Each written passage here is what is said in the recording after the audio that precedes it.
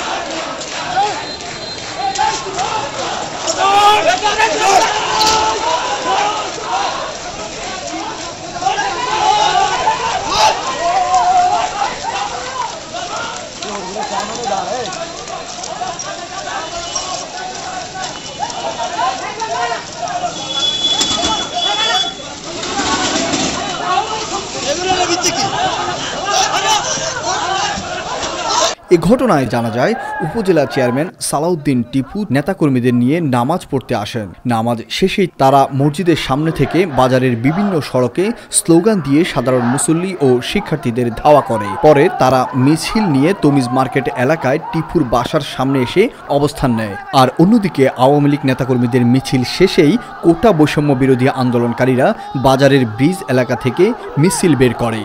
এ সময় মিছিলটি চকবাজার মসজিদের সামনে গেলেই সেখানে শিক্ষার্থীরা ভুয়া ভুয়া স্লোগান শুরু করে।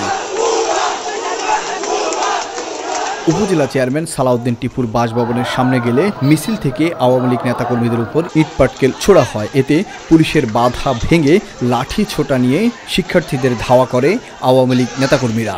এর মধ্যে ৮ থেকে ১০ জন শিক্ষার্থীকে লাঠি সোটা দিয়ে পিটিয়ে আহত করা হয়। শিক্ষার্থীদের ছোড়া ইটের আঘাতে ছাত্রলীগের ২ জন আহত হয়েছে বলে জানা যায়। পুরো ঘটনায় লক্ষ্মীপুর জেলা অতিরিক্ত পুলিশ সুপার হাসান মোস্তফা স্বপন বলেন, লক্ষ্মীপুরের বর্তমান অবস্থা আমাদের নিয়ন্ত্রণে রয়েছে।